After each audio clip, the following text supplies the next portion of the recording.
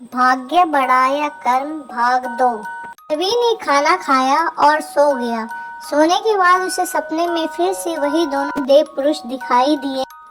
एक देव पुरुष ने दूसरे से पूछा, देव, इस गुप्त धन के भाग्य में तो रवि के स्वागत का कोई खर्चे का लिखा ही नहीं था, फिर भी आपने खर्चा करवा दिया। अब ये नुकसान कैसे पूरा होगा? दूसरे ने कहा, मैं तो पुरुषार्थ हूँ।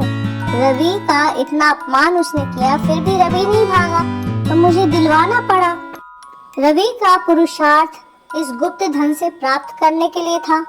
भाग्य तो तुम्हारे हाथ में है, तुम जो चाहो वो करो। अगले दिन जब रवि सो करके उठा तो उसने देखा गुप्त धन बीमार हो गया है। तो रवि ने उसका इलाज करवाया और इस तरह से उसका जो खर्चा किया था उसने वो बराबर हो गया। फिर रवि वहां से निकला और वहां से वह उपमुक्त धर के घर जा पहुंचा। वहां पहुंचने पर रवि का बहुत अच्छे से स्वागत हुआ। उसने बनिए से सामान उधार ला करके उसको अच्छे से खाना बना करके खिलाया और परिवार के दूसरे लोगों ने भी उससे बहुत अच्छे से व्यवहार किया। रवि के रात के सोने के बाद वो दोनों देव पुरुष उसे फिर दिखे।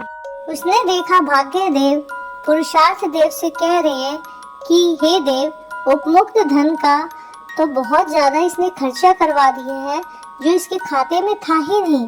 अब ये ऋण कैसे चुकाएगा? पुरुषार्थ देव ने कहा, ये तो उसके पुरुषार्थ की वजह से मिला है, परंतु आपने तो गुप्त धन के यहाँ से भी 20 गुना ज्यादा खर्चा करवा दिया। ये आपका न्याय अच्छा नहीं है। देखो, पुरुषार्थ करने वाला तो केवल पुरुषार्थ करता है, पर जो उसे मिलता है ना, वो देने वाले के गुण के अनुसार होता है। जैसे आम और कटहल तोड़ने में परिश्रम तो बराबर ही लगता है, पर एक फल शुद्ध मिटाती है तो दूसरी नहीं।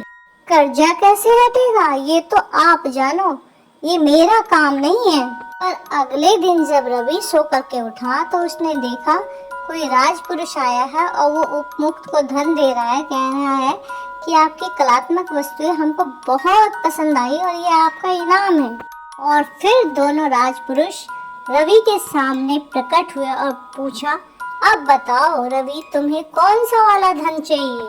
रवि ने बड़े प्यार से हाथ जोड़ते हुए कहा, देव, जो धन किसी भूखे का भूख नहीं मिटा सकता, जो किसी को आश्रय नहीं दे सकता, जिसके कारण उसकी सुरक्षा की चिंता हो और जो खर्चा होने का दुख हो और मनुष्य को जानवर बना दे, मुझे ऐसा धन तो बिल्कुल भी नहीं चाहिए।